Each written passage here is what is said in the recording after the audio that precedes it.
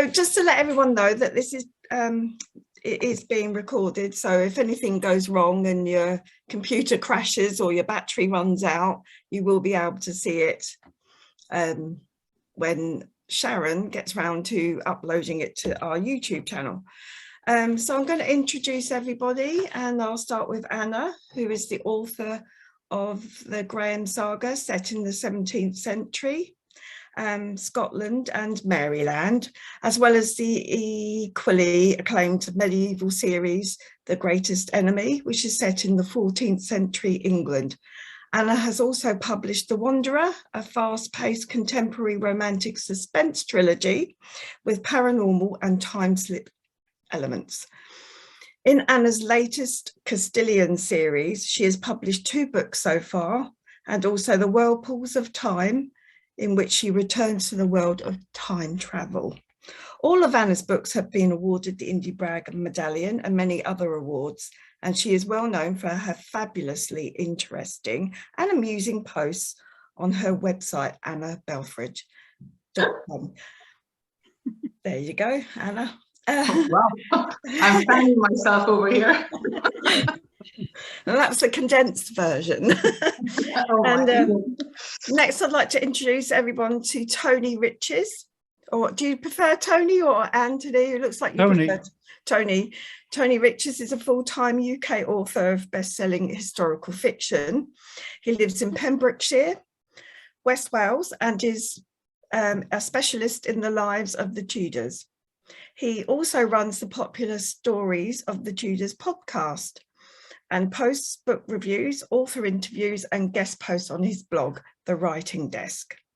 For more information about Tony's books, please visit his website, tonyriches.com, and you can also find him on Facebook and Twitter at Tony Riches.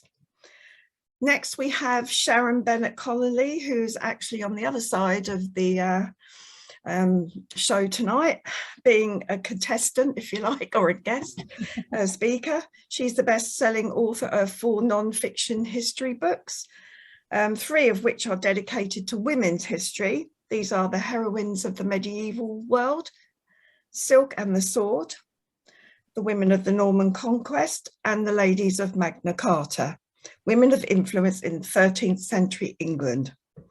A member of the Royal Historical Society, Sharon writes the popular history blog, which is, you can be found if you want to get a pen and take this down. It's www.historytheinterestingbits.com. Sharon regularly gives talks on women's history, and her TV work includes Australian television's Who Do You Think You Are? Lastly, but not least, we have Samantha Wilcoxson, who is our only American contestant tonight. I apologize, you'll have to hear my voice. She's a history enthusiast and enjoys exploring historic places. In her writing, Samantha strives to reveal the deep emotions and motivations of historical figures, enabling readers to connect with them in a unique way. Samantha has written several books about the last Plantagenets and Tudors, but she is proving that her interests are also very diverse, and her most recent work takes readers into the lives of the Radium Girls of the 1920s. She is currently writing about the American Revolution. Right, so that's it. So now for the questions. I just have to ask everybody to keep their microphones off, and I can see that you already have done that, and your cameras as well, though if you really want to keep them on, that's up to you. So I'll start with the first question that I'm going to ask, and I'll say the question first, and then I'll choose which one I'm going to assault with it first. So the past was a somewhat misogynist world, and women have been kept mostly to the footnotes of history. Although we have been lucky enough to have some precious glimpses into history that tells us otherwise. What are some of the most interesting facts that you have come across in your research that suggest some women were far more powerful than we realised. And Tony, I'm going to go to you first. Thank you, and hello to everybody from Tudor, Wales, where it's 7:10 at night. So that everybody else has got the same time as me, except for Samantha, I think. But the example that I'd like to give is a lady that you might know better as Bess Throckmorton, one of Queen Elizabeth's ladies in waiting, who then married a chap called Walter Raleigh. And most people could be forgiven for thinking that she had most of her influence through Raleigh, and that that was just the way that things were. But I found out during my research that although she never had a proper education and could only write phonetically, she exercised considerable influence by writing letters to people, specifically Robert Cecil, who was at the right hand of the Queen, asking all sorts of outrageous favours and demanding to have information and getting it, much to the amazement of her husband. And I just found that fascinating, that the picture of medieval women as being quite isolated and cut off, particularly if they've not had the benefit of a good education, isn't always as straightforward as it might seem, because some of them were extremely well connected to the very highest levels of society and were quite prepared to use that.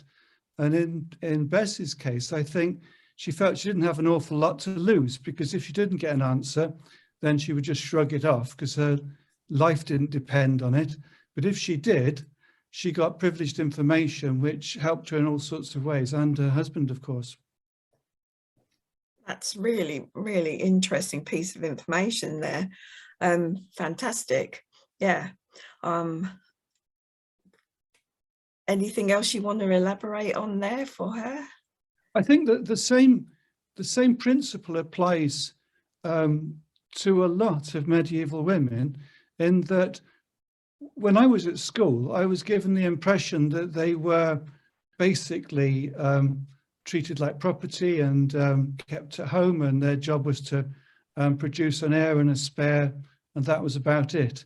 When, of course, what we find out, that the more we dig and the more we challenge accepted wisdom, the more that we find that that's absolutely not the case.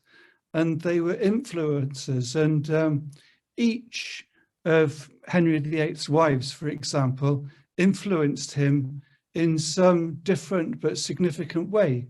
And that rarely is given a proper airing, because they're often seen, people rattle off the rhyme, and they're often seen as either victims or really not changing history themselves. And every time, every case, when I look at primary sources and the accounts of ambassadors and things like that, and anything which is from the period, you find we've been done a disservice by particularly Victorian historians. And I think it's interesting, we're going through a kind of, dare I call it a renaissance? It's partly because of the internet, yes, but partly because people, I think, are less ready to just accept the history they were taught at school. I think that's great. Even at such a difficult time as we're going through now, it gives me hope. And I try to do my best to reflect that when I'm writing about particularly medieval women. That's really, really cool, Tony, really good.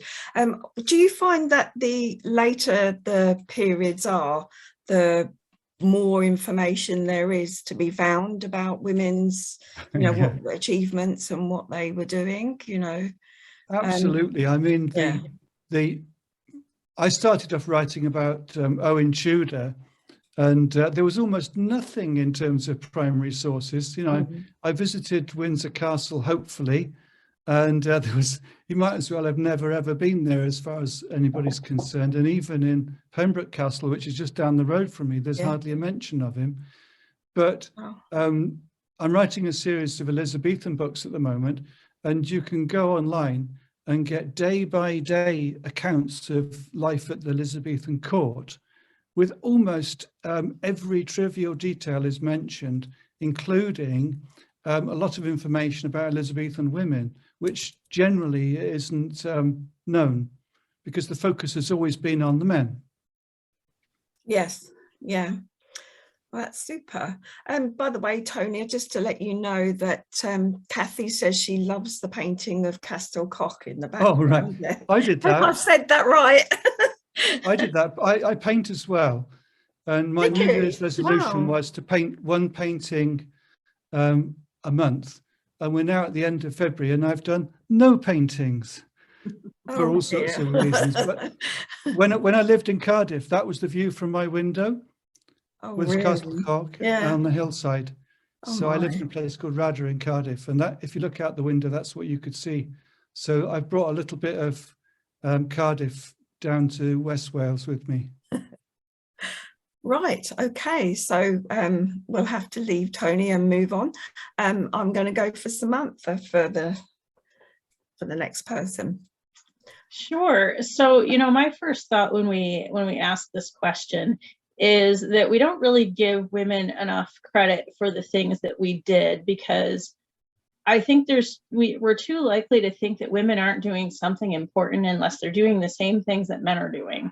And there's this meme that I see get passed around every now and then that says something to the effect of we're trying so hard to prove that women can do everything that men can do that we forget that they're designed to do everything men can't do. And I think, not to say that women can't do, things that men do also, but I think there's something to that. Like, there's a lot of roles that are filled by women that men just can't fill. Men can't have children. And I think that it's to our detriment that we've belittled that role so much that, having children, raising them, nurturing them, educating them, all of that is really important and has a huge impact on the future. So I guess that would be my first point, is just that what women do is really important, even if it's not, going to war or ruling a country or something like that. What women do is important, and they have had impact even when that has been their main role. The women that I wrote about who worked in dial painting factories, they were generally either very young teenagers or young wives, young mothers, and not the kind of women you would expect to go out and change the world, but they did, because they banded together and took on a huge successful industry that didn't want to admit that what they were doing was harming people, because they were making a lot of money doing it.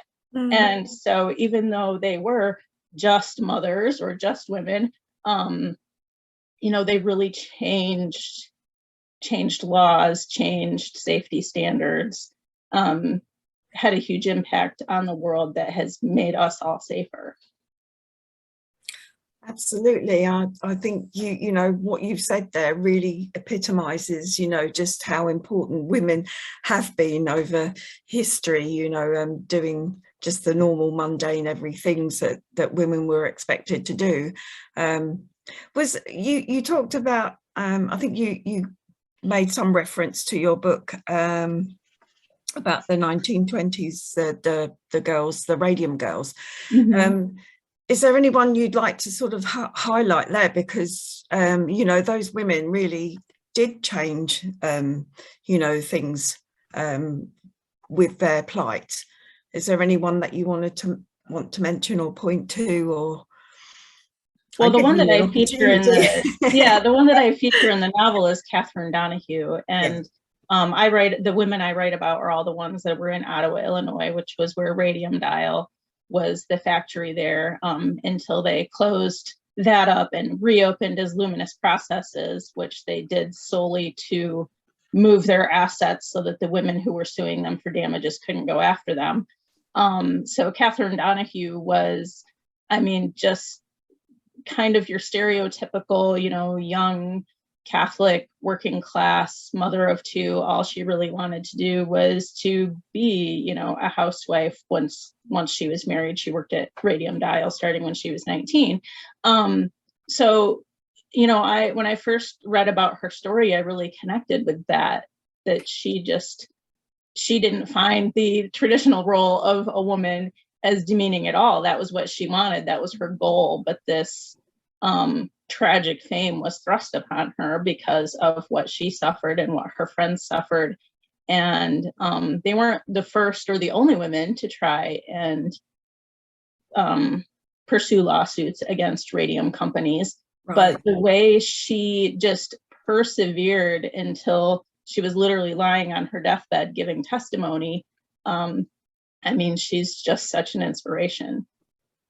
Yeah, sure. And, you know, I can kind of I related to her myself when I read your book, because I worked in a factory when I was very young, and women did certain jobs that the men didn't do. And, you know, I think there was just the women that were doing the painting of the dials, wasn't it?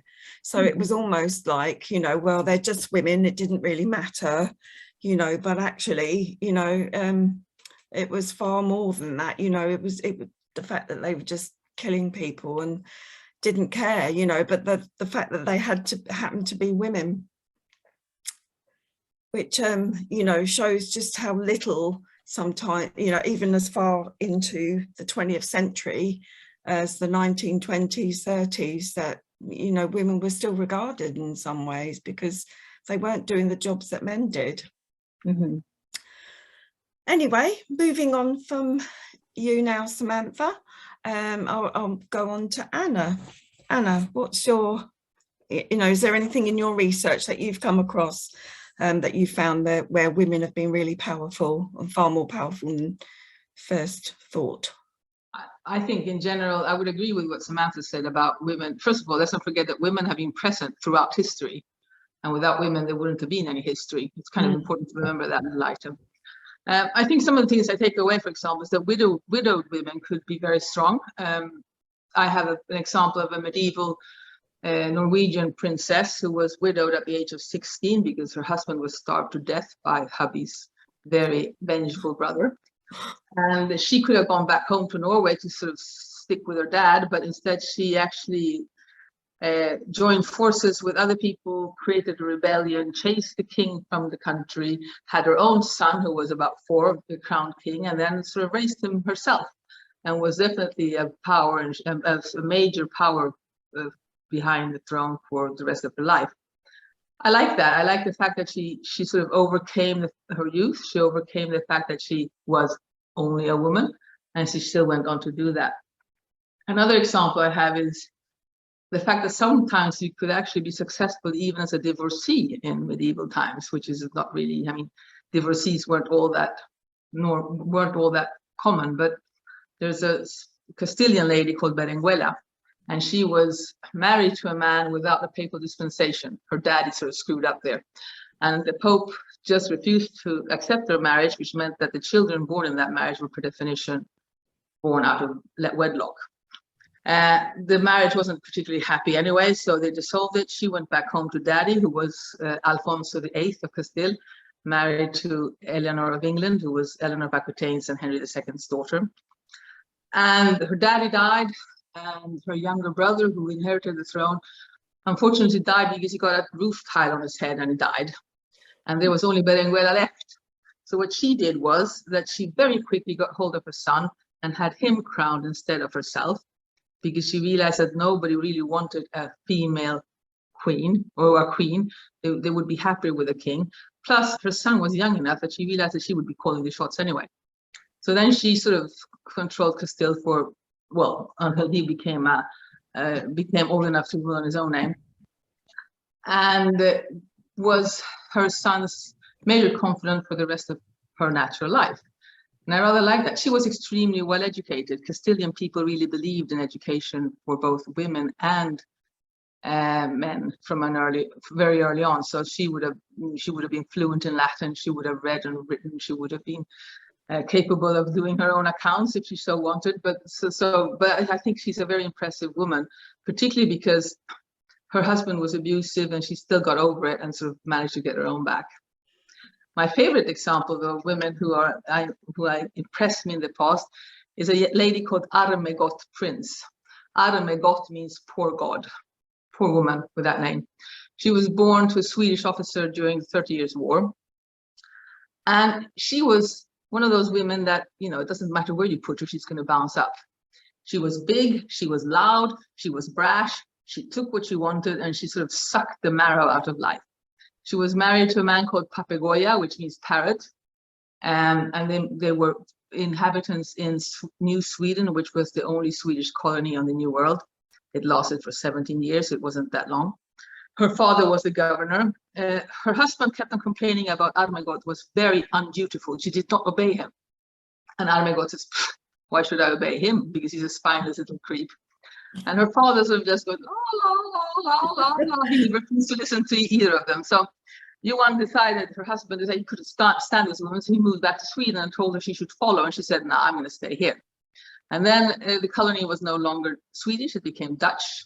And she stayed behind to arrange financial stuff. She sold all of her lands to the Dutchman who tried to cheat her out of the money. For 10 years, she fought this man for her money, and she got it back.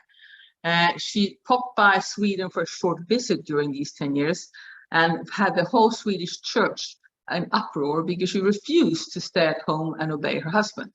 They were absolutely devastated by this woman who was just impossible to manage. But she sort of just told them to jump off a cliff and went back to her life out in the colonies. I like it because she was so obviously, she was in no way hindered by her gender. She refused to let her gender hinder her. I also think she was lucky in that her father very quickly concluded that, you know, nobody's going to be able to control Armegod anyway, so we're just going to let her do what she wants. It's easier that way. I think she's very, very impressive. She's quite an Amazon, and I would have liked to have met her if that would have been at all possible. But of course, she's been dead for 400 years, so that won't exactly happen. But right. So I'm just wondering what the name of the first lady was, the Norwegian lady. Her name was Ingeborg Håkonsdotter, and she was married to the Duke Eric of Sweden, who had a very inflated sense of his own worth. Right. And he didn't like it that his older brother was king and he was only a duke. So he actually rebelled against his brother, which is why his brother then locked him up and let him starve to death in a dungeon. Interestingly enough, while letting him starve to death, he still made sure that his brother had the wherewithal with which to write his will, which is really weird. So at least he was allowed to write his will there while he was not being fed anything, and he wrote his will. So yeah, that must have been quite horrible, really. But it sounds, I mean, you know, you don't hear much about Norwegians, or we don't anyway, Scandinavian, you know, women after 1066 or some, you know, time after that. And it's really Sweden had very progressive laws. I mean, already in the 12th century, we had a lot of laws that were specifically directed towards protecting women's right to inheritance and women's right to their own bodies, in the sense that rape was considered a very heinous crime very early on. It wasn't always prosecuted, of course, but it was still in the laws. There were elements where the king actually, Edward I did the same in England, actually. But having said that, there were already Anglo-Saxon. Absolutely, but they disappeared for a while, and then Edward put them back in, right? But so I think Swedish women or Scandinavian women in general retained a lot of the Anglo-Saxon rights. But with the feudal society came the disappearance of the right of inheritance, because that was the big drawback with the feudal society from a female perspective, was that they were generally not considered good enough to inherit if there was a male. Yeah. So sure. Right. Well, that was fascinating, Anna. Thank you very much. Going on to Sharon now, last but not least. Okay. I've changed my mind about 5 times since Tony started talking as to who I was going to talk about. And I know you're all expecting me to say Nicola de la Haye, but I'm mentioning her later. So my example of a powerful woman is Ella of Salisbury, who was almost a contemporary of Nicola de la Haye because she was born in the 1190s. So she lived through the Magna Carta story, just like Nicola did. And she was married to King John's illegitimate half-brother, William Longspay, Earl of Salisbury. And she was married to him when she was about 8 or 9 years old, basically because her dad had died. She was the Countess of Salisbury in her own right and had loads of land and property and responsibility, and she was a child, and King Richard I saw it as a great opportunity to reward his illegitimate half-brother and give him lands and a title. So he married him off to Ella. William was in his 20s, and like I say, Ella was about 8 or 9. But it was a successful marriage. They had about 8 children, I think it was 4 boys and 4 girls. They seem to have been very close, to the extent that when Longspay was shipwrecked at one stage and thought dead because no one knew where he was, the Hubert de Burgh sent his nephew to try and marry Ella because she was Countess of Salisbury. It was a good marriage, and Longspay was out of the picture as far as Hubert de Burgh knew. Ella turned around and invoked Magna Carta, which said that widows could not be forced to marry if they chose to stay single, and also says that women could not be forced into a disparaging marriage. Disparaging marriage is where you marry below your station. So Hubert de Burgh's nephew was very much below Ella's station, and she turned around and said, "No, I'm not marrying you." And then Longspay actually came back. He'd been shipwrecked off the coast of France and recuperated in a monastery, and did eventually come home. And when he came home, Hubert de Burgh and his nephew were brought before the king and told off for actually trying to force Ella into marriage. So Ella she is one of these women who knew what she wanted and knew what she was capable of. Unfortunately for her, Longspay did actually die a few months later, with suspicions of poisoning by Hubert de Burgh flying around, but it was probably more likely that he died from the having fully recovered from his shipwreck. And you'd think Ella's story would end there. You know, she was a widow, her son took over, and all things like that. It didn't. Ella took over from William Longspay as Sheriff of Wiltshire. As Countess of Salisbury, she became Sheriff of Wiltshire, and she was appointed to that job, I think it was twice, in her own right. She was I think she was the second woman ever to be appointed as Sheriff in her own right. The first one, of course, was Nicola de la Haye in 1216. But Ella was given the job as well in about, I think it was 1229 or 1228, despite the fact she had a son who could do the job. Would have been able to eventually. He was a bit young still then, but they could have handed the job to somebody else until Ella's son was old enough to do it. But no, Ella got the job, and she did it very well, very efficiently, because women weren't able to do all the same things. As Samantha said, they didn't go to war and things, but they did put the men in place to do it. So she would have had deputies who went out with armed guards to collect monies and things, rather than doing it herself, but she was definitely in charge. And then when she retired from that, she founded 2 nunneries, 2 convents in one day, 16 miles apart from each other, and she laid the foundation stone for one, then rode off to the other one and laid the foundation stone for the other one. Probably about 8 hours later, which shows she was quite an energetic woman and quite capable of doing things herself. When she did retire to the nunnery in the end, she ended up becoming the abbess and in charge for about, I think it was about 20 years before retiring and eventually dying in the convent. But she outlived her son and her grandson, and was succeeded by her great-granddaughter as Countess of Salisbury. Wow. So yeah, Ella, she is described as one of the most influential women of the 13th century. Absolutely, she definitely was there. Well, that's all of those questions. And I forgot that I really should have said before I started the questions that just to let the audience know that we will be stopping for questions. So if you want to drop anything into the comments, into the chat, please do.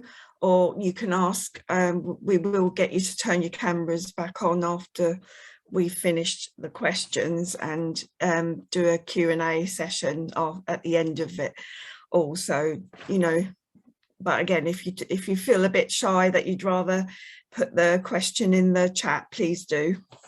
Okay, so that was a really good round, and yeah, it's interesting because I just wanted to kind of add a little bit there that about you know, that women were quite in the Anglo-Saxon times as well, because there was no one speaking up for them, and you know, there were quite a few powerful women back then too, and one of them I was thinking of was Elthgifu of Northampton, who was Canute's first wife, who went off with her son Sweyn to try and manage Norway for her husband, and made a bit of a pig's ear of it, I think, by all accounts. But yeah, I mean, there were, you know, Athelflaed as well, Edith, who was married to the Confessor. I think she was quite influential in a sort of in the back of the scenes.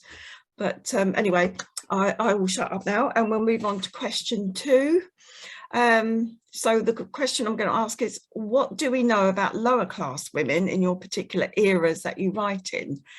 How do their lives contrast with the more high status women, and what are the pros and cons of being one or the other? For example, did lower class women have more freedoms to choose their husbands? Or perhaps you were less likely to die at an earlier age if you were of higher status, that kind of thing. So the person I'm going to start with tonight for this question is Samantha. All right.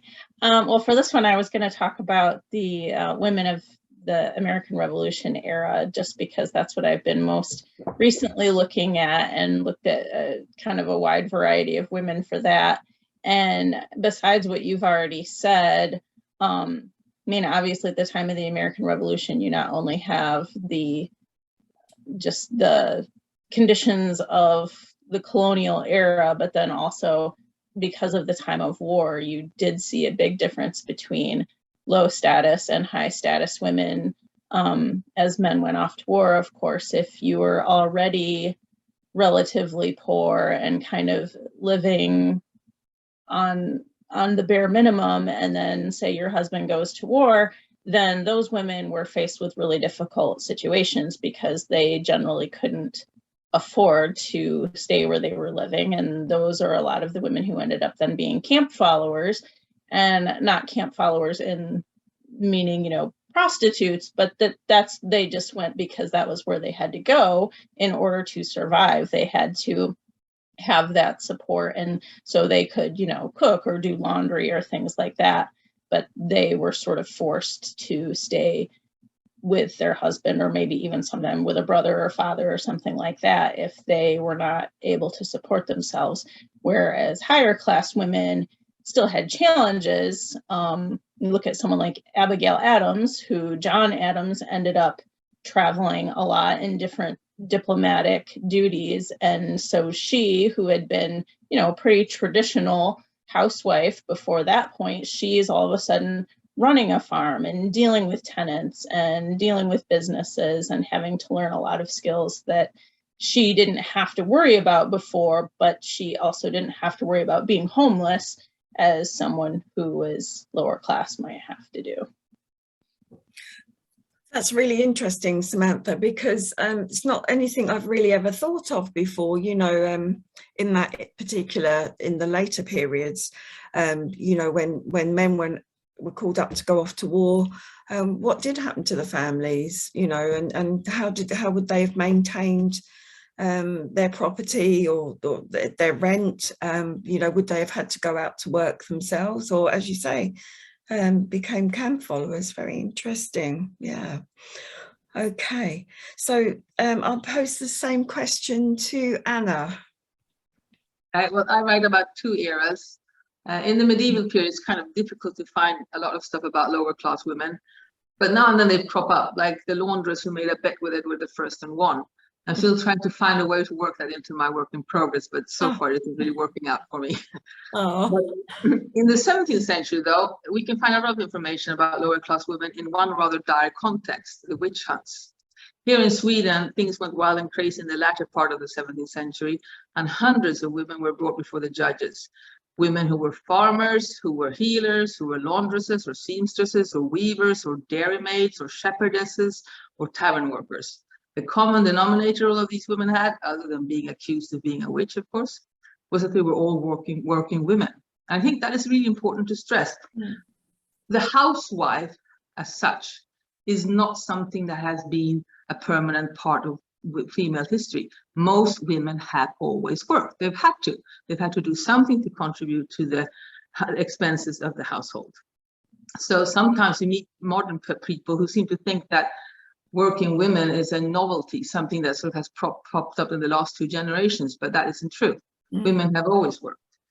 With work came income, with income came some sort of freedom, and many men also left the women in charge of the household expenses anyway, so women were actually put in charge of managing what little money the family had. I think for lower class women, this meant that there was perhaps an opportunity to put something aside for a rainy day. And from what I've read, I get the impression that many men and women in the lower classes actually had to wait quite a while before they could marry, because they had to have a little nest egg set aside before they could enter the state of matrimony and start making babies.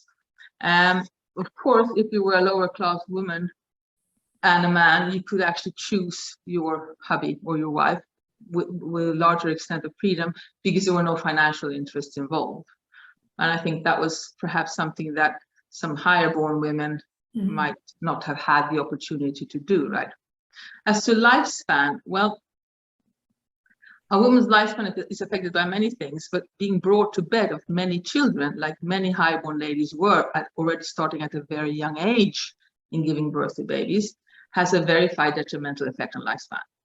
So reasonably, aside from the effect of the risk of actually dying in childbirth, many of the women who started having children when they were 15 or 16, and Tony Riches, of course, has written about the most famous young mother of all, namely Margaret Beaufort, right? She was 12 and she never had any other children, but at least she survived. Other very young mothers went on to die because they were simply not really ready to have all of these babies. And I think that from that perspective, high-born women were more at risk of dying young. But low-born women, on the other hand, had the problems of perhaps not getting enough food, not living in adequate housing, and perhaps being more exposed to ailments and stuff like that. So all in all, I think, you know, it didn't really matter if you were born high or low. Life expectancy was not particularly good, and they didn't have any chocolate, poor people. When did chocolate come? Well, chocolate, the Spanish discovered chocolate with the Mexicans, but that was a very, very bitter brew. And actually it started popping up in the 17th century as a energizing brew that you drank to sort of, you know, pick up your spirits. It was very bitter.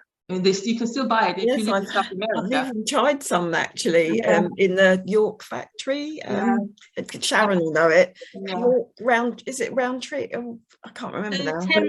Was it the Terry's one at York? No, but I think when I lived in South America, you could still get the real drinking chocolate, and it's really, really bitter. I mean, it's so bitter that it actually makes your tongue stick to the roof of your mouth and palate. But the actual sweet chocolate doesn't really appear until early 18th century. So until then, they were deprived of this very important source of joy. Yeah, so they were probably a lot thinner as well for it. Probably. unless they had a lot of cream or something. But yeah, it's interesting you say, because a little talking about childbirth, there is a sort of caveat, if you like, from Athelflaed's story back in the 9th century, that she only had the one daughter because the labour was so painful. She said, that's it, I'm not having any more. Now, you know, there's no way of actually proving it, but at the same time, you know, if it is true, it shows you just how sort of, you know, that she was able to say, right, I'm not having any more kids, and that's it, you know. It's interesting. I think her hubby might have had an opinion about it, seeing as it wasn't water. But I mean, I think it's also important to understand that very many women relatively early on could control their childbearing abilities. For example, it's interesting that in the US Puritan colonies, women gave birth to a lot of children, but at least with 2 years intervals between them, which reasonably indicates that in the in-between periods, they could actually make sure that they didn't become pregnant. And so they were aware of different ways of ensuring that you did not end up pregnant if you didn't want to. Yeah, I'm sure that they could, because I think it's just, you know, I think the Catholic Church had a lot to say about, you know, you mustn't, you know, you use contraception, you know, it was your kind of duty to God to just have children. Well, the Catholic Church essentially said you weren't allowed to have intimate relations if you weren't going to have a baby, right? That was really the medieval church definitely had that opinion on things, whereas the Puritans were much more down to earth. I mean, Puritan handbooks actually have there's a very funny, and I think you know her, our common friend who writes about Babbitt. Right. She's quoted a handbook where Puritan men are given very detailed instructions as to how to keep their wife happy, because it's very well known that a happy wife will give birth to much nicer and happier babies. Oh. Yes, probably true. Sounds like something we'd say today, isn't it? Yeah. Yeah. Yes. Interesting. Thank you, Anna. And next, I'll come to you, Sharon.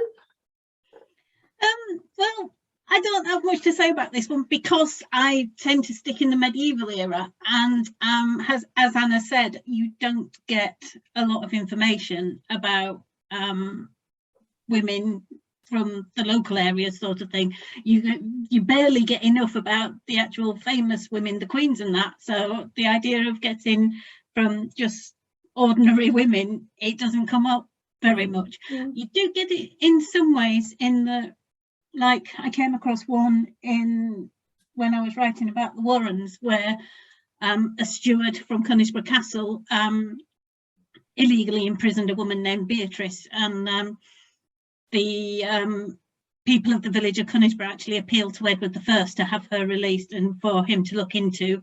It was the 6th Earl's steward, for Edward I to institute an inquisition into what was happening in Conisbrough, because John de Warren's steward and castellan were getting a bit too heavy-handed with the locals. One of those was imprisoning this poor woman Beatrice. So you get instances like that. You get where there are women who are essential to the local area because they're brewers. You know, it was one of the jobs that women could do quite easily, just open the house up and make it into an inn or a tavern sort of thing, brew beer, sell beer. It was something that you could do as a widow without actually, you know, if you didn't have a bloke to bring in money, then you could do things like that. So there are instances like that. And of course, the most famous peasant is Joan of Arc. Not that she counted as a peasant, but she was sort of a rich peasant. Yeah. Well, they were peasants. That being a peasant didn't mean that you couldn't be wealthy, I guess. No, exactly. It was. I mean, their house was a decent house, and it was next to the church, so it wasn't like she was some lowly person who worked in the fields all the time. But she wasn't noble. And the French have this big thing about you have to have your noble lineage going back so many generations to be considered noble as well. So although Joan of Arc's family were made noble because of her actions, it was going to take them a good few generations to get accepted. So yeah, that's it. Unfortunately, you don't get a lot about ordinary women.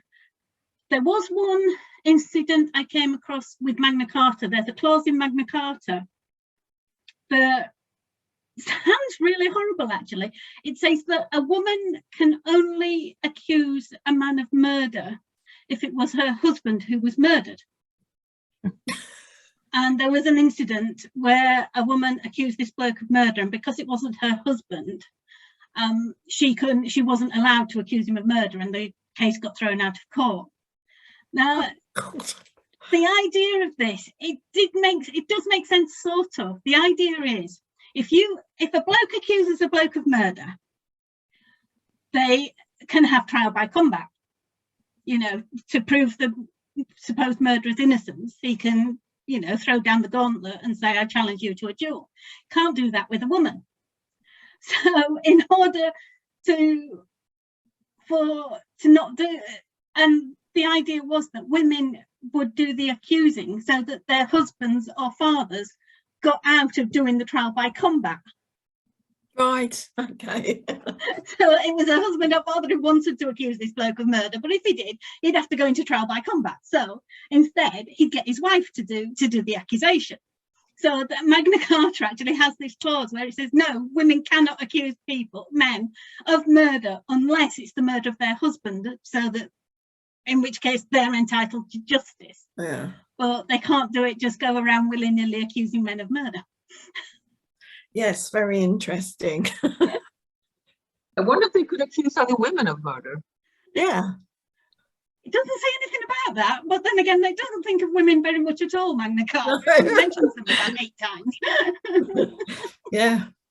Can you imagine if it ever came up, you know, this woman's accusing, you know, Mary from up the road from killing old Granny Two Shoes up the other side of the river, you know, and they'd be going, well, there's no precedent for that. Can we do that? Can we allow it? Seems really strange. But a lot of strange things went on back then. And now I'm coming to you, Tony. Yeah, thank you. It's interesting listening to the discussion as to how many of those themes apply equally to women in the Tudor era, both in the lower classes and in the privileged classes. But one thing I'd like to add to the discussion is about the hugely significant part that education had to play in the whole social mobility.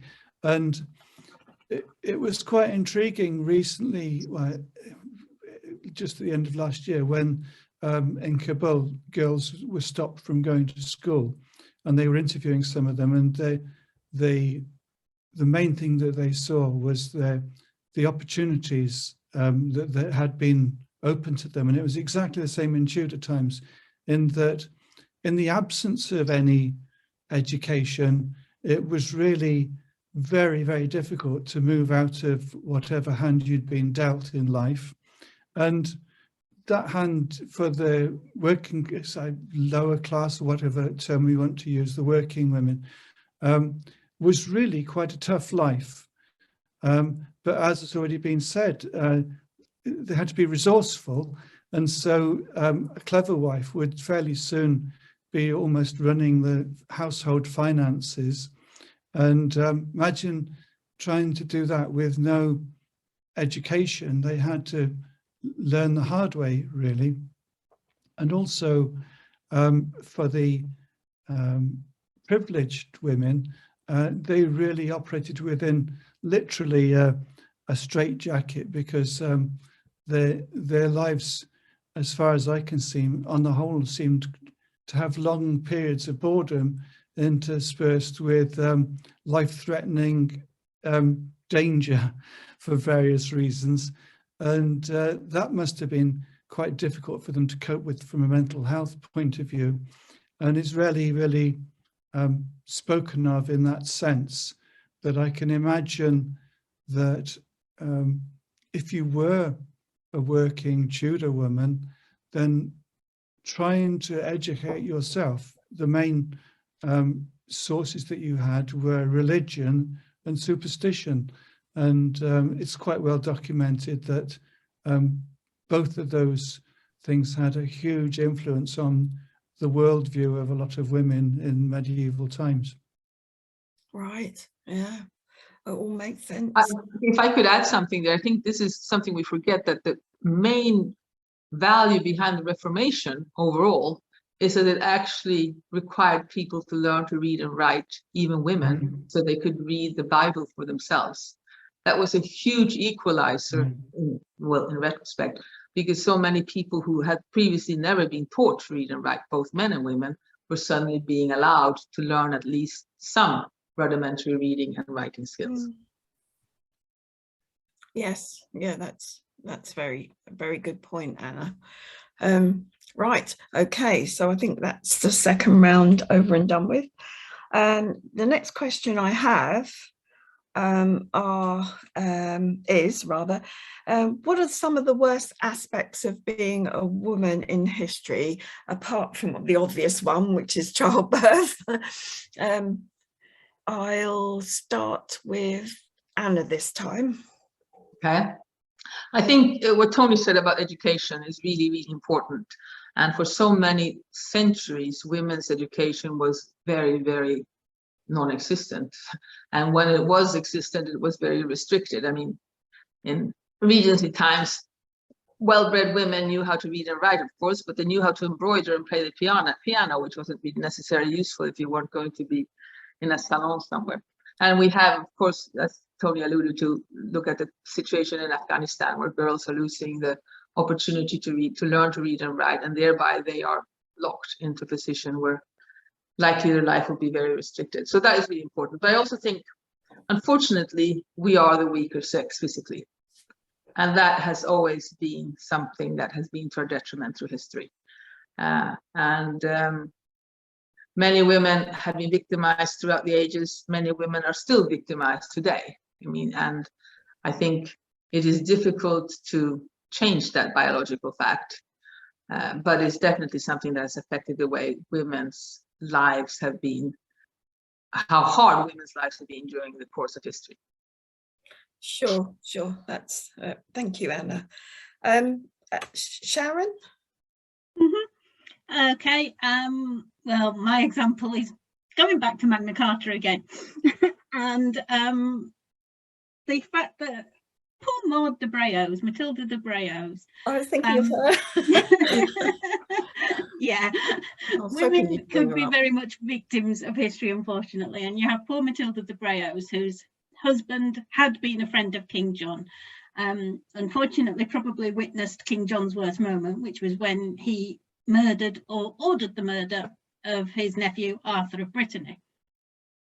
And her husband William told Matilda about this, so that when John decided he no longer trusted William, and he sent his men to William's castle and demanded that he give his sons up as hostages for his good behaviour, Matilda turned round and said, "You're not having my sons, you couldn't look after your own nephew properly, and so you're not having my sons." And unfortunately, those guards who were sent to collect the boys reported that to King John, and John went ballistic and started.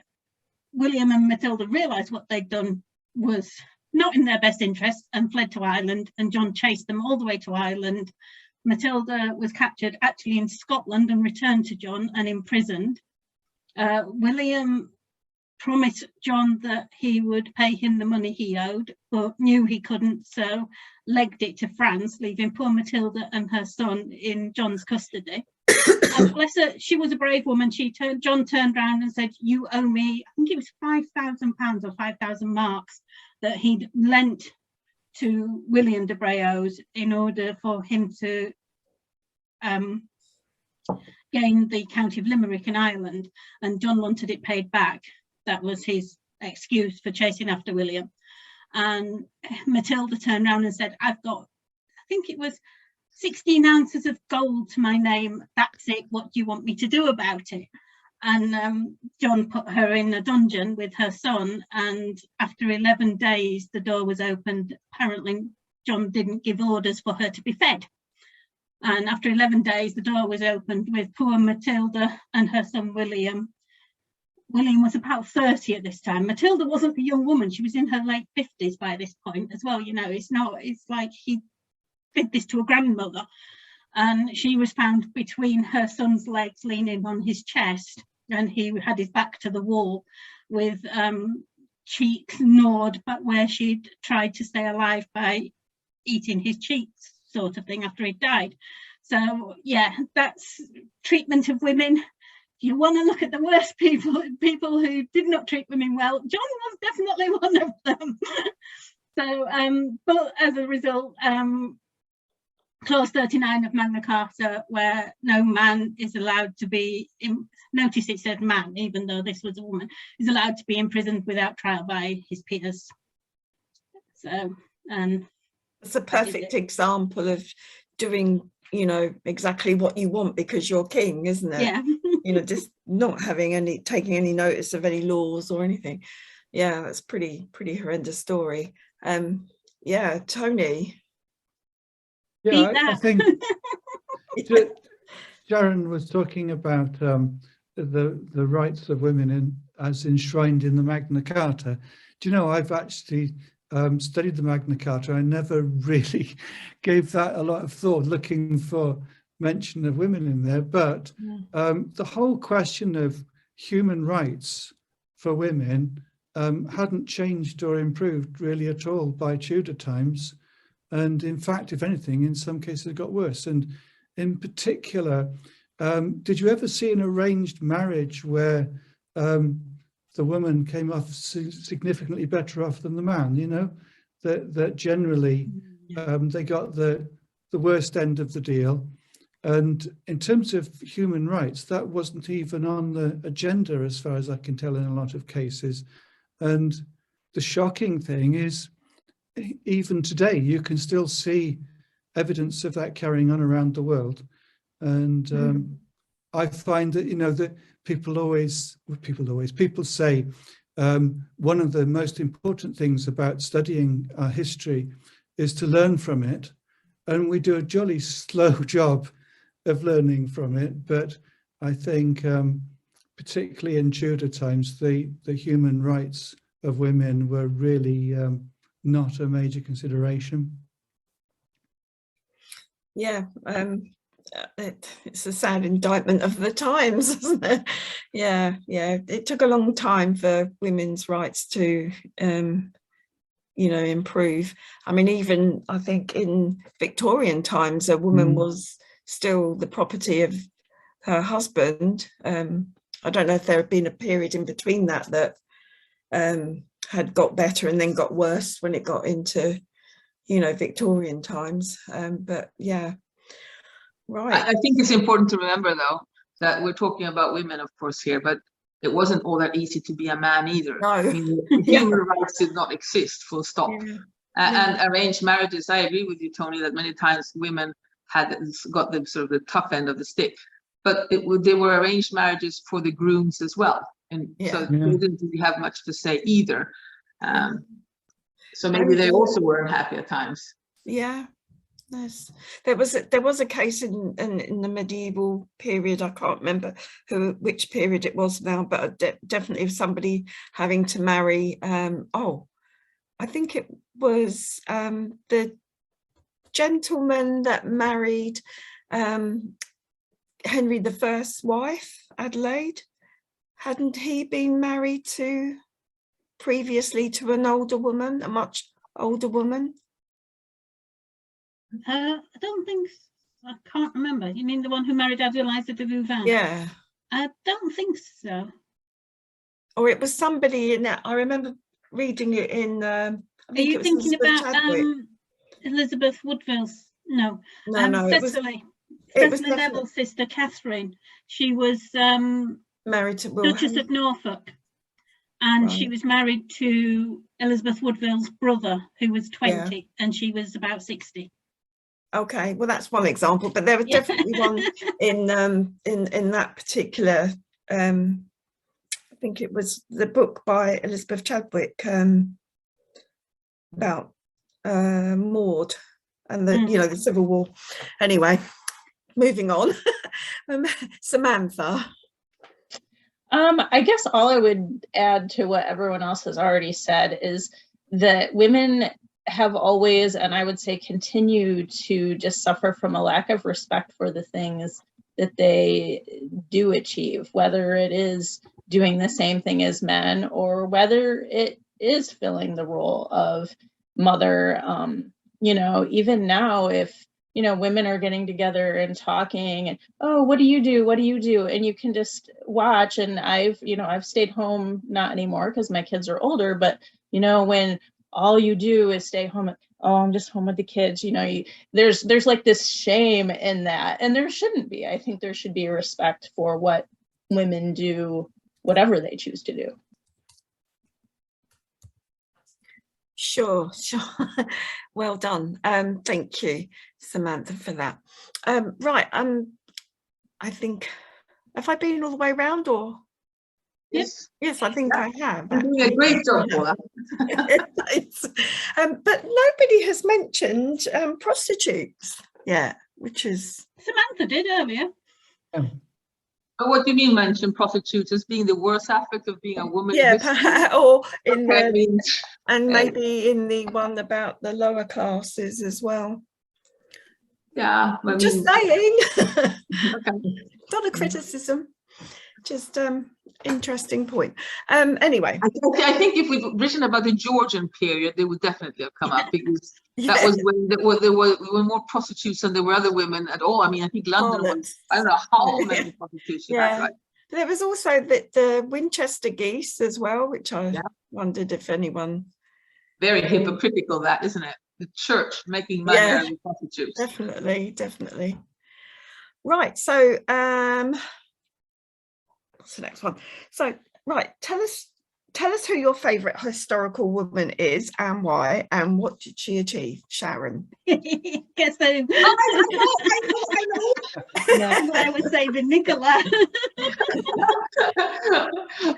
Yeah, Nicola de la Haye, Castellan of Lincoln Castle, defended Lincoln Castle successfully at least 3 times herself, even though she was, during the first one, she was married to Gerard de Canville when she was besieged in 1191. Unfortunately, Gerard had just gone over to Nottingham to join then Prince John, and King Richard's Justiciar William Longchamp decided he'd take the opportunity to seize Lincoln Castle because there was only a woman in charge, so he'd come up with his army, take Lincoln Castle and give it to one of his friends. Unfortunately for him, he didn't count on Nicola, who managed to hold the castle for 6 weeks before Longchamp gave up and had to walk away from it. And Nicola was recorded as having defended the castle manfully, because Richard of Devizes couldn't explain how she'd done it womanfully. That's a point, isn't it? They often say things like that, manfully. They had, but Nicola's always described in the terms of how she did it like a man rather than herself. So then in 1016, she was besieged again by the Northern rebels. In what, 1216? 1216, sorry, by the Northern rebels. She was very, very old, Paula. Yes, it was. after King John had reneged on Magna Carta. This time she actually paid the rebels to go home, and they did. Well, they didn't. They just went to the Isle of Axo, but they left Lincoln to Nicola. And then in 1217, by which point Nicola is now a widow, in March 1217, the French, who'd been invited to come over by the rebels, and Prince Louis was invited to seize the throne, decided they had to take Lincoln Castle, and they joined with the rebels to take the castle and besiege it. And for, again, 6 weeks, 6 weeks is a great number as far as sieges are concerned. It's basically the time that the lords owe to a king in military service. A year is 40 days. So sieges tended to last 6 weeks because the soldiers could then go home and say they've done the military service. Mm. If you haven't got it in 6 weeks, you're not going to take this castle. But basically with this one, it was a little different, because after 6 weeks, William Marshall came to Nicola's rescue, telling his soldiers it would be dishonourable not to help so noble a lady. So Nicola's in this castle with the French and rebels outside. They'd taken the city and expected to be able to take the castle, but Nicola wasn't having any of it. She was in her 60s at this point, defending the castle. Then she was very old, Anna. And then William Marshall comes in. He's in his 70s and decides to attack Lincoln and defeats the French and rebel army. And in total example of ingratitude, 4 days later, Nicola is stripped of her castle and her position as Sheriff of Lincolnshire, and the job's given to William Longspay, whose son is married to Nicola's granddaughter. So, but yeah, Nicola's story is just amazing. It's like I'm really enjoying writing and reading about her. She's what an incredible woman. Yeah, I can't wait to read that one, Sharon. Yeah, brilliant story that is. I'm very glad that Sharon is finally sinking her teeth into her idol, because we've been waiting for this, Sharon. Yeah. I know. You can see that you've always been itching to write. I've been itching. I have. When I wrote Ladies of Magna Carta, I actually started looking at Nicola, and I thought, I'm writing a chapter on her, but I've got enough here, I think, to write a book. Yeah. So I emailed my editor at Pen and Sword and said, Claire, I want to do Nicola. And she said, go on then. So just to mention, Laura has said that it was probably Aristotle's fault why women were so badly regarded, because he questioned whether women were truly human or had a soul. Charming. I blame St. Paul, actually. He's the one who told everybody that women should be subjected to men. Yeah, that's true. That's another one. Anyway, I've got a lot to answer for. Yeah, right. It's always men. Yeah. Sorry, Tony. To the man, the only man in the group, Tony. What's your favourite woman in history? I've changed my mind several times because there's so many that I could choose from. Yours. Yeah. But the one I would choose is Catherine Parr, for lots of reasons. I mean, she was the first woman to have a book published in the English language in her own name. In fact, she had 3 books published, as far as I know. And the most important contribution that she made was the persuading her 3rd husband to accept his daughters back again. So I do believe that without Catherine Parr's influence, it was quite possible that Henry could have died still treating Mary and Elizabeth as illegitimate. And instead of that, I believe that Catherine persuaded him to pass the 3rd Act of Succession, which recognised them formally, and then changed the course of English history. And she also took Elizabeth under her wing and contributed significantly to her education, which wasn't just teaching her a bit of Latin and stuff like that. It was teaching her something about queenship and something about statecraft and something about what to watch out for with the men that attach themselves to you as advisors. And I think that every now and then you see evidence of that, even in the very young Elizabeth at the age of 25. I could see some of Catherine's influence. So she ended up as my one of choice.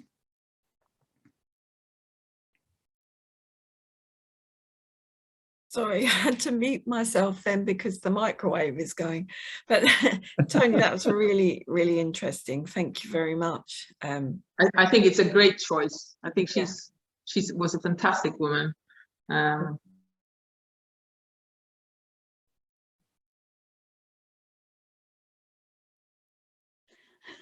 think Anna's paused. Lost the connection. But anyway, you know, I really can't choose a favorite woman. I tend to be completely obsessed with whoever I'm writing about at the time. And by actually most recently have been writing about a guy for not the first time, but the first time I've written a full-length novel about a man. So if I were to pick who I've been, I guess, thinking about the most, I'll say, rather than favorite, Mercy Otis Warren was a woman during during the American Revolution. And you know, not everything about her is admirable, I'll admit, but that's one of the things I like about her. I love being able to really relate to historical figures, and part of that isn't just the great things they do, it's the flaws that you can kind of relate to as well. And she wrote a history of the American Revolution, which was unusual for a woman of that time. But even before that, she had been writing satirical plays and that kind of thing, and having them published anonymously even before war broke out, just her observations on what was happening. But then she had sons, young sons, at the time the war started, and her husband. And when her husband was offered different positions, she was, you know, super patriotic and writing these patriotic things. But then when her husband was offered a position that would take him away, she's like, oh, well, no, wait, not you. I want you to stay home. So she just had all this conflict in her that, you know, I just feel like that's just so real, you know, that she comes across that way as being imperfect and having this patriotic fervor, but also wanting it not to impact her little world. So anyway, I don't know if that's a favorite, but it's at least a woman that I've been thinking about maybe doing something more with, and that I just find her really relatable.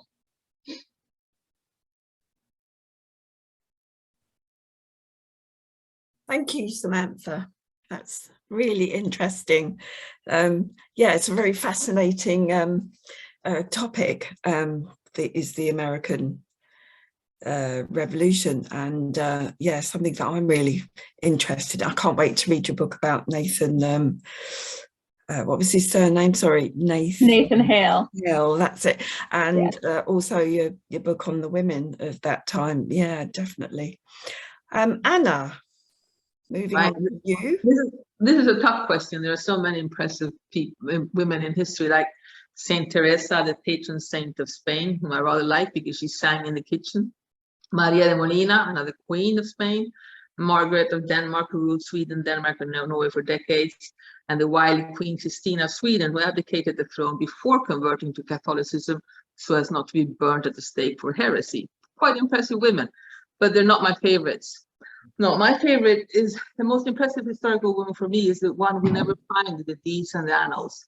It is the resilient woman who sets one foot before the other, who toils and suffers in silence to feed her children, who despite the sheer drudgery of her life still can find it in her to stop what she's doing and cause to look at the blue, blue sky and rejoice for a moment in what little she has rather than resent what she doesn't have.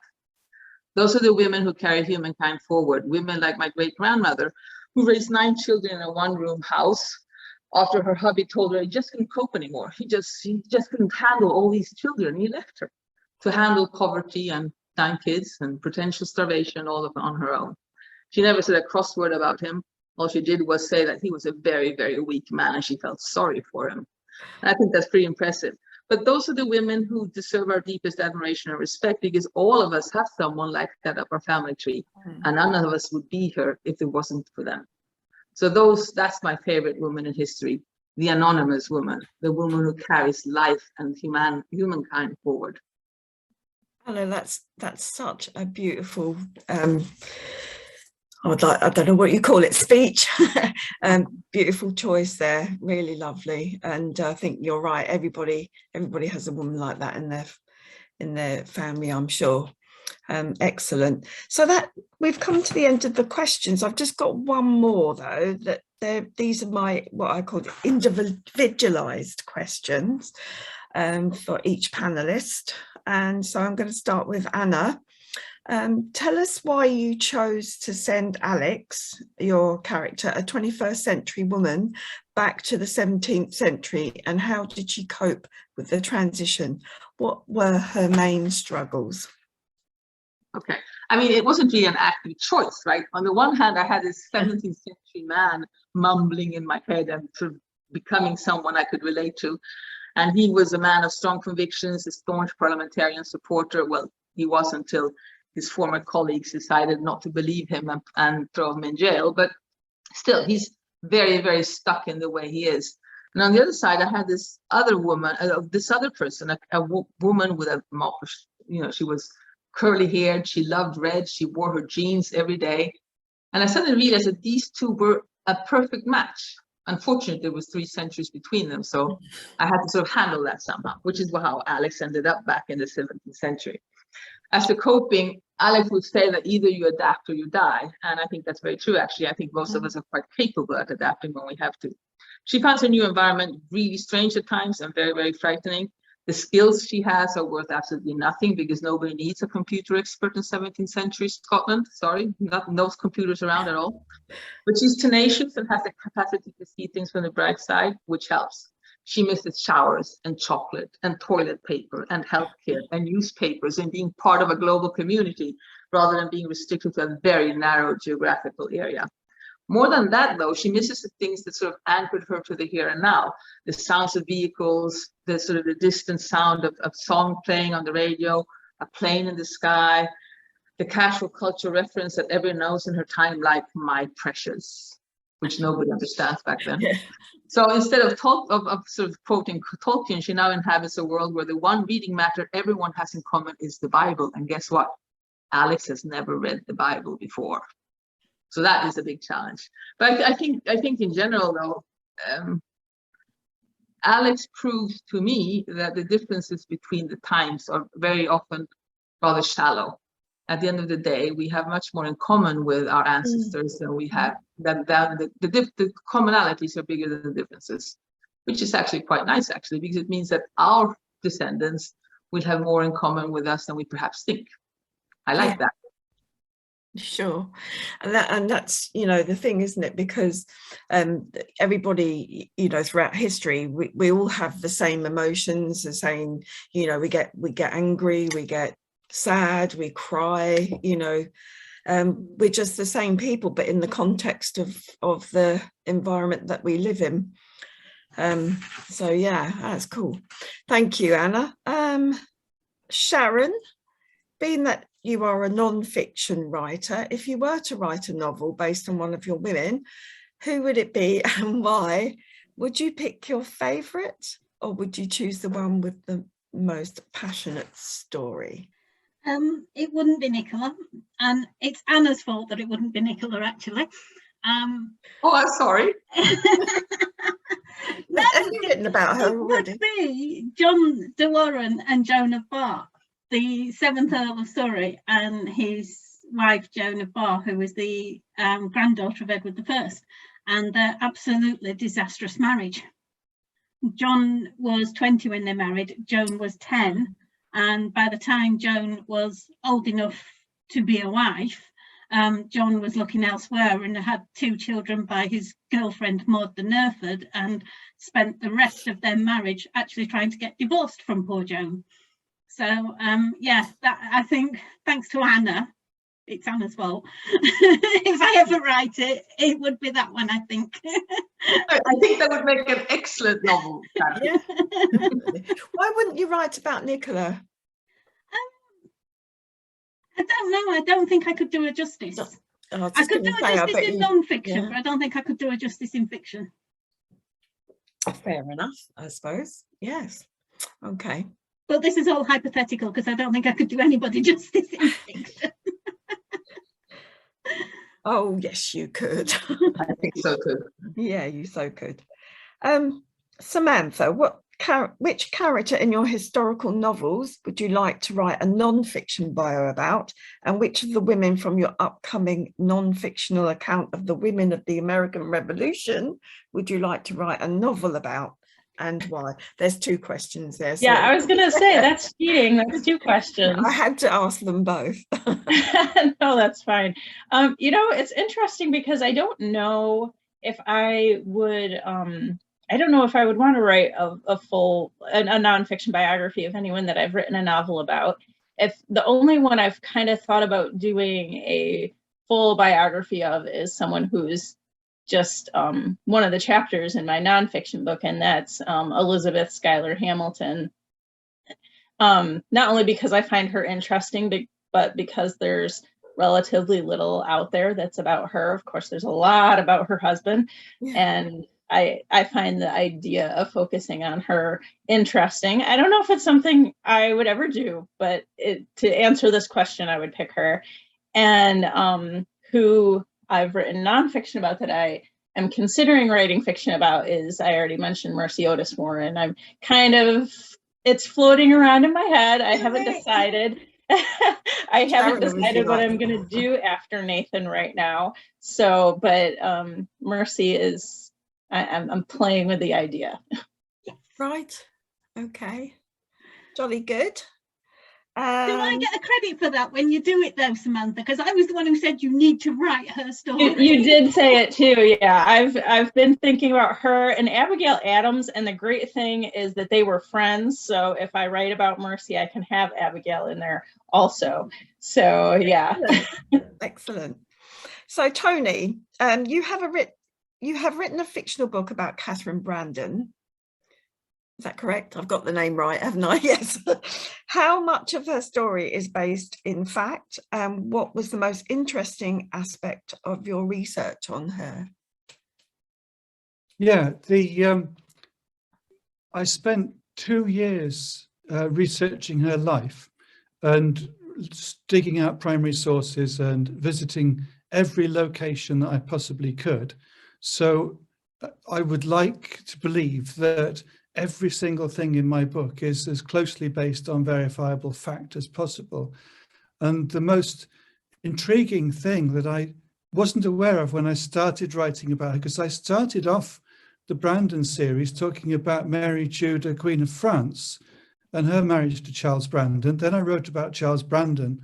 So it seemed sensible to make it a trilogy and finish off with Catherine Willoughby, who was his 14-year-old ward when he married her. And what I didn't know was, of course, she was one of the few women, and I challenge you to think of another one, that knew not only Henry VIII extremely well, but every single one of his wives, every one of his children, and even Lady Jane Grey. So the richness of her personal contacts and experience. She was the daughter of Maria de Salinas, who was the companion to Catherine of Aragon. Of course, she was named after Catherine of Aragon. She was close to every one of Henry's wives, with the possible exception of Anne Boleyn. But during Anne Boleyn's rise and fall, she was married to Charles Brandon, who was actually a regular at court and, of course, a participant in the trial of Anne Boleyn. So she was intimately associated with all of that. And she was best friends with Catherine Parr, and actually acknowledged in the credits of Lamentation of a Sinner, you'll find Catherine Willoughby's name there. And I just found that fascinating, that one person could have such a direct contact with every single one of those people. And I don't think there is anybody else that fits the same scenario. And there is a book, I forget what his name is who wrote it, but there's a theory that she could have become, if something had happened to Catherine Parr, then Catherine Brandon, after Charles Brandon's death, could have become Henry's 7th wife, which is quite an interesting idea. Yeah. She was horrified at the thought, and in fact was planning to marry for love to Richard Bertie after a respectable interval. So I really enjoyed writing that book. And one of the most poignant moments was I went to Grimsthorpe Castle, which was her family home, and what I found was still living there, because Catherine was the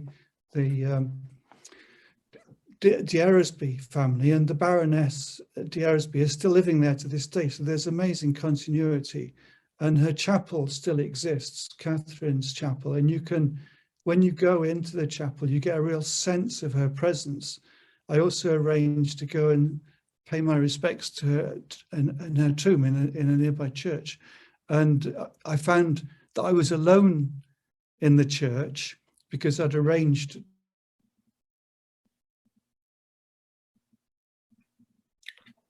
having studied her for 2 years, and feel that closeness was really quite something special. Thank you, Tony. Tony, may I say one thing? What I really liked about that book was how well you displayed the winter-spring marriage of Charles Brandon and Catherine, because it must have been difficult to portray that, and you did that really, really well. I mean, obviously she didn't have much choice, but there was still some affection, and you managed to get that across. Thank you, that means a lot to me. Thank you. Well, so that's all the questions, and yeah, thank you, Tony. That was really interesting to hear about that, about Catherine Brandon. Not a character that I'm really that familiar with. So yes, that's probably because I'm buried in the late Anglo-Saxon England. Yeah. It's the only one I do, but I do like all history. But thank you very much for that, you guys. And Kate is saying my important woman is Margaret Beaufort, even though I'm a Ricardian. I find her really fascinating. Yeah, she came to mind a little bit earlier, Kate. So yeah, about her, because she was really a driving force behind her son getting back to England and becoming king. And Catherine says, I've enjoyed this past hour and a half. Oh, has it been an hour and a half? Yeah. She has to leave now. Can I just mention something about Margaret Beaufort very briefly? I went to Westminster Abbey and stood at her tomb, and as I looked at her effigy, which is kind of bronze, which has been the gilding is sort of rubbed off, a shaft of sunlight came through the leaded glass window onto her face, and she's got her hands in prayer, and it lit up her face at the very instant that I was admiring her. And if that doesn't give you goosebumps, I don't know what will. Absolutely, yeah, that's a really good image you put in my head there. Really good. Hi, Chris from Williamsburg, Virginia, USA. Hello, thank you for joining us. Right, so what I'd like everyone to do now is to turn on their cameras if they would like to, and you can put your in the apps, I think, no, reactions. There is if you click on reactions at the bottom of the screen, you are able to raise your hand. So if you want to ask a question, please raise your hand, or put the question in the chat if you want to. Hi, Kathy. Hello, everybody. Kate, Bev, Town Events. Is there anybody that would like to ask a question of any of our panelists? Well, we've told everybody everything they need to know. Yeah, looks like it.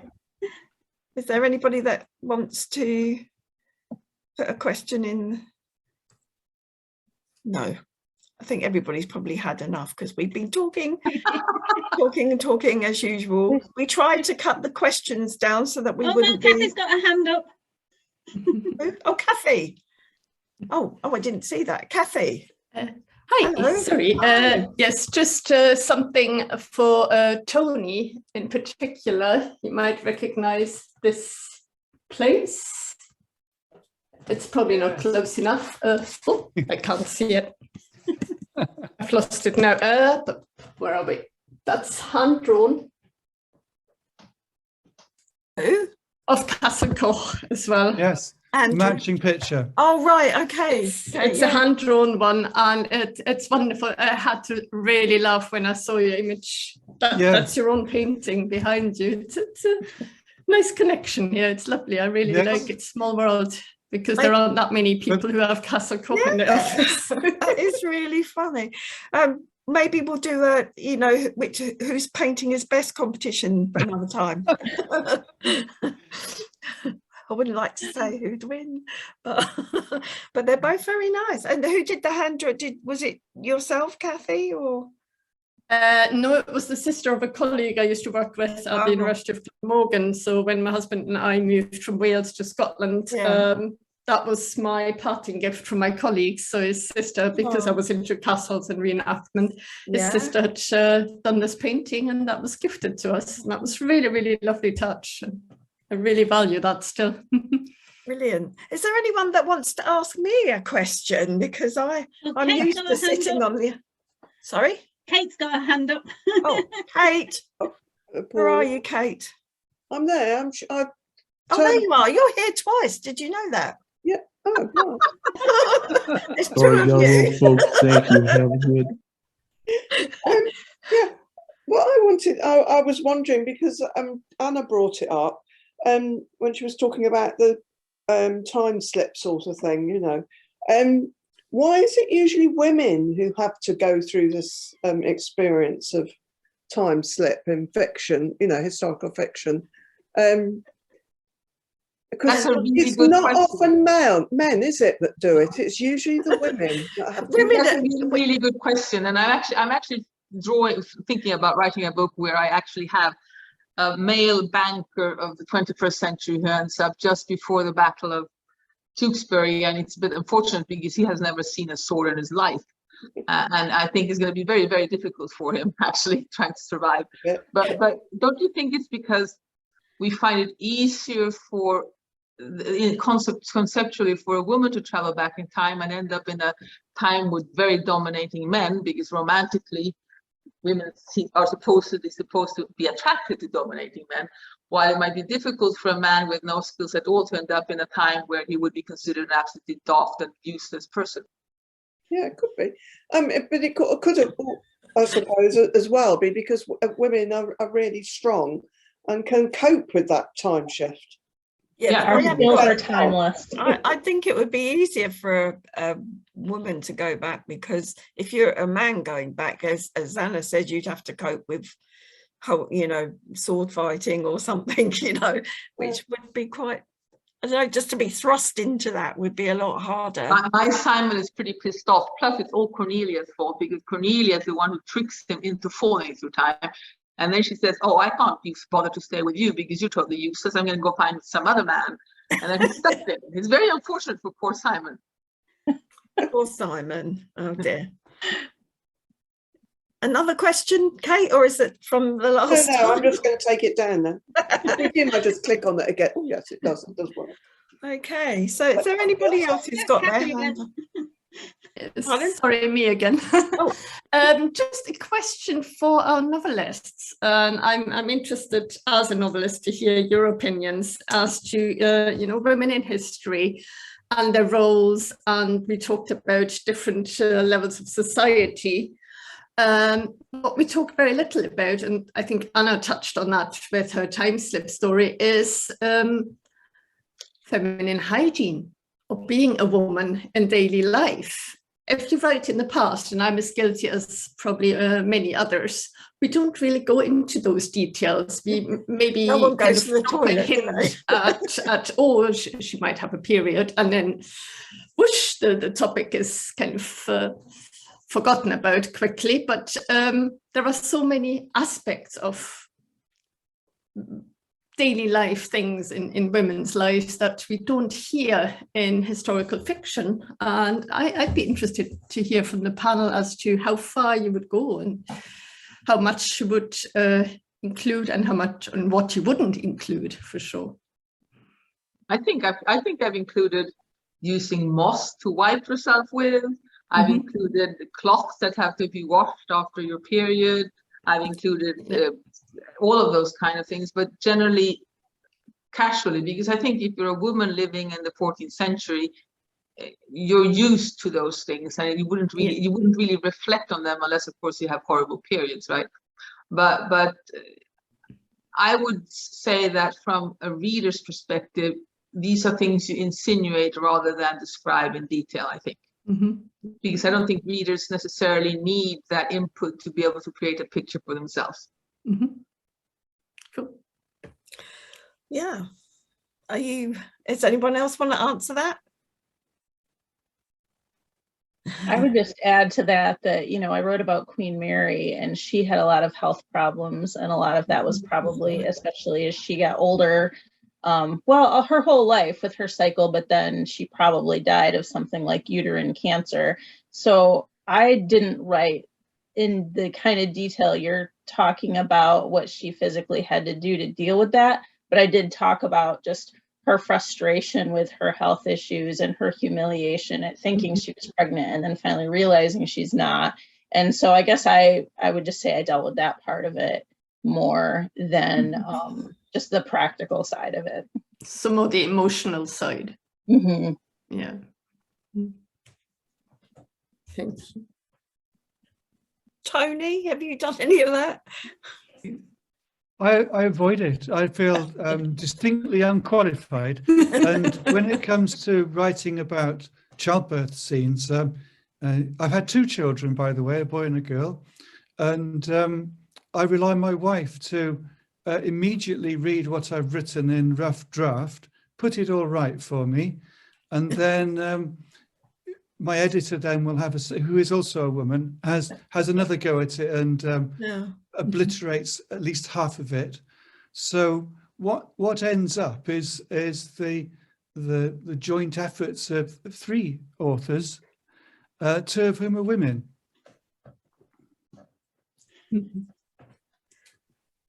Thank you, Tony.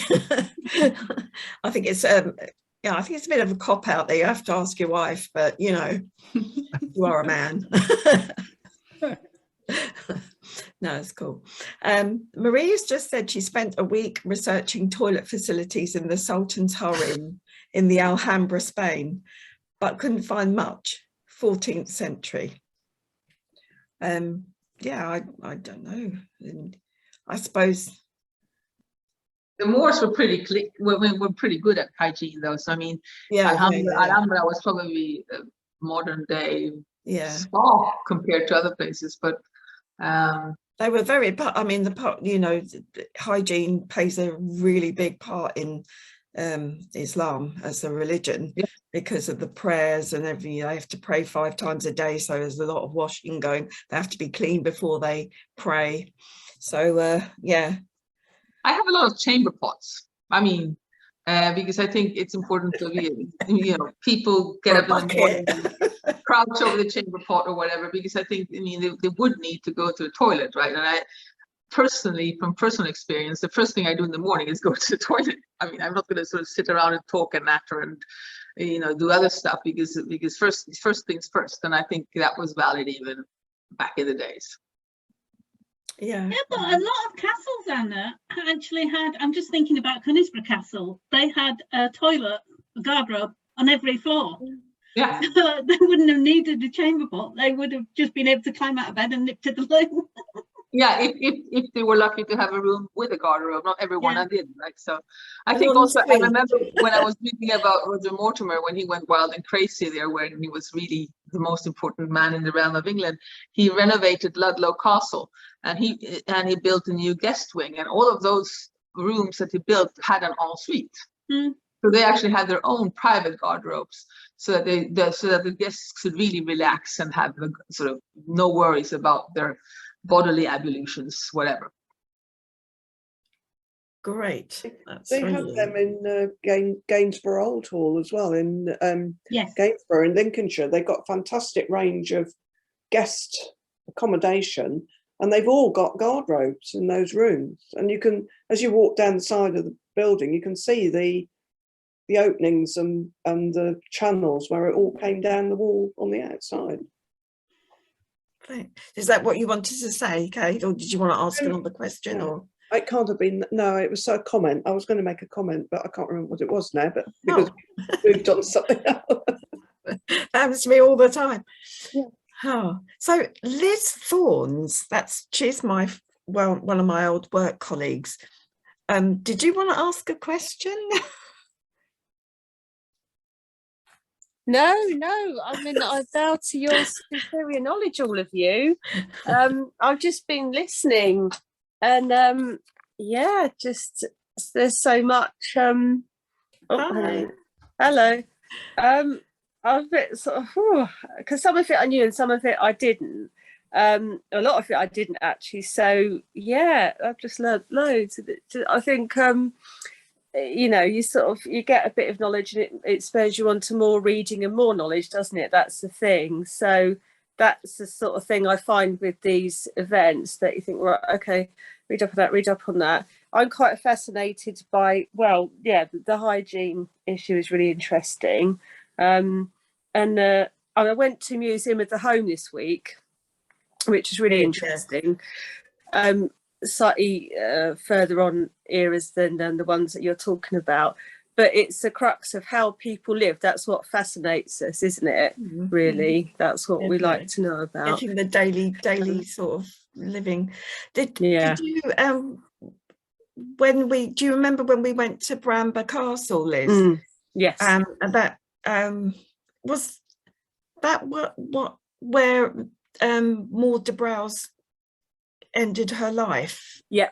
No. Sharon. No. Or was it? She Bramber Castle was part of the family estate. That's right. Yeah. Family estate. I knew there was a connection. She died at, no, we don't know. I even had a conversation with Mark Morris about this. It was either at Corfe or at Windsor. Yeah. So nobody seems to know which one. Yeah. But I just remember that Liz and I, because we sometimes go places together, and I remember the story was there about. She was Lady of Bramber. Yeah. Because it's just a ruin there at the moment, but at the moment it's not going to suddenly sprout. But yeah, right. Okay, so I think we've gabbled on quite enough and bored everyone to tears now. So unless there's any other things anyone Can I wants just to say another little advert? Just thanks everyone for coming. We will be doing another one in about a month's time. I don't know whether it's going to be the end of March or beginning of April, but it's going to be about historical fantasy. Can't remember. Yeah, it's going to be a historical fantasy one. So, that's going to be a lovely change. Yeah. Yeah, that's going to be different. So we'll see how that goes. Yes, well, you still have to know your history, even if you're doing historical fantasy, apparently. So yeah, that's going to be a really good one. And we got some. Have we got some great people lined up for that? Yes, Kim Barton is going to be the host. So me and Paula both get a day off. And Stephanie Churchill, Selena Baker, and Marion Thorpe are lined up so far. Oh, cool. So should be quite an interesting event. That will be, yeah. Right, okay. So thank you so much, everybody, for coming and listening to us. Thank you very much. And we've loved doing this and we want to carry on doing them. So thank you so much for signing up. And I'll say good night. It's good night from me. It's good night from everyone. Good night. Thanks, everyone. Thank you. Good night. Good night.